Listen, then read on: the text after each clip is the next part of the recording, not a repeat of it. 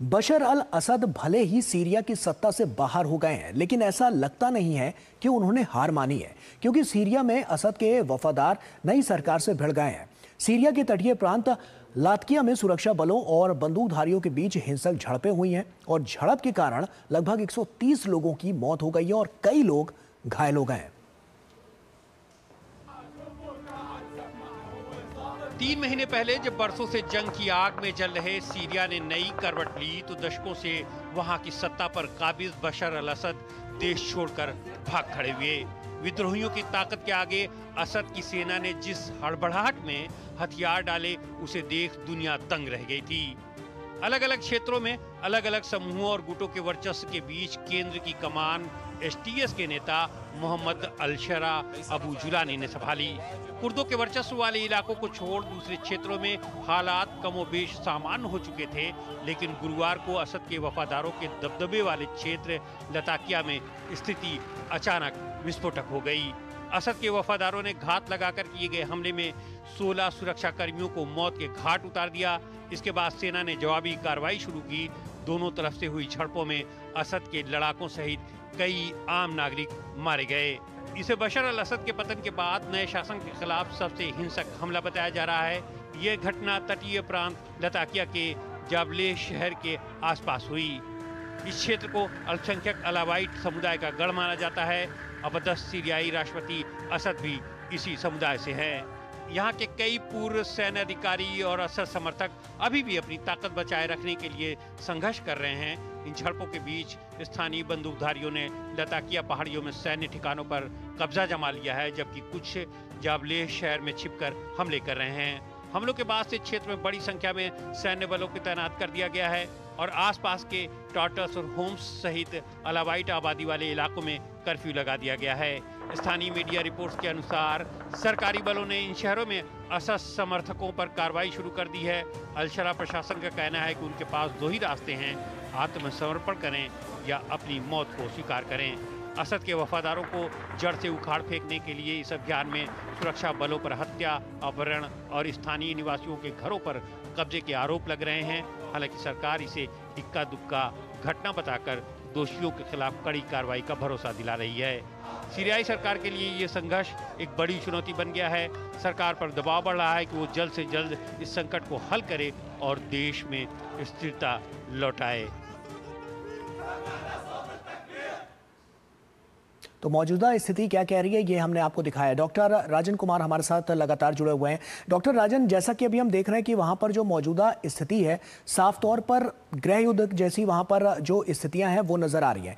ऐसे में हम अगर बात करें तो इस युद्ध को लेकर इसका इंटरनली कनेक्शन कहीं ना कहीं इस बात का भी अंदेशा जताया जा रहा है। इजराइल का भी यहाँ पर इंटरनली कनेक्शन नजर आ रहा है। किस तरह से ये पूरा जो युद्ध है उसको आप देख रहे हैं और कैसे इसमें कनेक्शन वहां पर इजराइल का भी नजर आ रहा है? देखिए, ये जो सीरिया अभी का जो इलाका है, ये एक कॉन्फ्लिक्ट जोन हो गया है। जैसा कि आपने देखा कि अफगानिस्तान हो गया था अमेरिकन विड्रॉल के बाद। वहाँ पे हुआ ये है कि जो सीरिया की जो टेरिटरी है, आप देखेंगे वहाँ पे एक जो ऊपर का इलाका है, नॉर्थ वेस्ट का इलाका है, वहाँ पे टर्की ने कब्जा कर रखा है।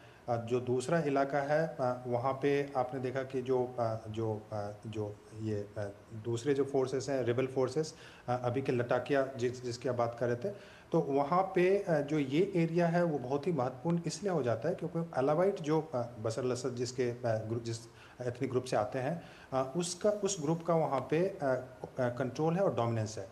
और अभी हुआ ये है कि उस एरिया में चूंकि काफ़ी ज़्यादा अटैक हो रहा था, जो अभी एसटीएस यानी कि जो एसटीएस रिबल आप जानते हैं कि दिसंबर में हुआ था, और एसटीएस जो रिबल हुआ था उन्होंने बशर अल असद को हटा के वहाँ पे वो कब्जा कर लिया था। और एसटीएस जो रिबल ग्रुप था वो सपोर्टेड था एक तो आईएस के जो टेररिस्ट ग्रुप मान जाता है उससे, और दूसरा टर्की। सबसे इम्पॉर्टेंट रोल वहाँ पे जो प्ले कर रहा था वो था टर्की, वहाँ का लोकल पॉलिटिक्स की अगर मैं बात करूँ। और लेकिन हुआ यह है कि अभी चूंकि जो बशर अल असद के जो अलावाइट ग्रुप हैं उनका पॉपुलेशन बहुत कम है, लेकिन चूंकि वो पहले काफ़ी पावरफुल पोजीशन में थे, मिलिट्री है उनके पास वेपन्स है, ट्रेनिंग है, और रिसोर्सेस हैं इत्यादि, तो अभी वो पूरी तरह से सरेंडर नहीं करना चाहते हैं। और चूंकि उन पे आक्रमण हो रहा है, सरकार ने यह बताया था कि हम एक इंक्लूसिव पॉलिसी लाएंगे, पनिश नहीं करेंगे, लेकिन जो बशर असद वाले फोर्सेस थे, अलावाइट फोर्सेस थे, उस पर काफ़ी आक्रमण हो रहा है। तो वैसे में कुछ लोगों को यह लग रहा है कि हमें जब आक्रमण में मरना ही है तो अच्छा है हम लड़ाई करके मिले। तो उसी का एक आप देख रहे हैं, उसी का उदाहरण कि जो इलाका है वहाँ पे जो ये जो जिस इलाके की बात कर रहे हैं वो है वहाँ पे नॉर्थ वेस्ट का इलाका है, ऊपर का इलाका है, अलेप्पो से थोड़ा नीचे का इलाका है। और वो एरिया बहुत ही महत्वपूर्ण इस कारण से भी हो जाता है क्योंकि वहाँ पे पहले जो लटाकिया प्रोविंस है वहाँ पे एक और बेस होता था जो रशियन मिलिट्री बेस के रूप में जाना जाता था वहाँ पे, और तारतूस। तो वहाँ पे जो बेस था तो वहाँ पे अलावाइट का काफ़ी कंट्रोल है और वो अभी तक रेजिस्टेंस ख़त्म वहाँ पे नहीं हुआ है और वो प्रोटेस्ट कर रहे हैं जो अभी का जो STS रूलिंग रेजिम है उसके विरोध में। जहाँ तक इजराइल की बात है तो इजराइल ने अपने आप को सुरक्षित वहाँ पे करने की कोशिश की है। इजराइल खुश है इस बात को लेके कि वहाँ पे बशर अल-असद जो कि उनका एक एनिमी के रूप में जिसको देखते थे वो अब नहीं है, वो रूस में भाग गए हैं और उनका कंट्रोल अभी नहीं है।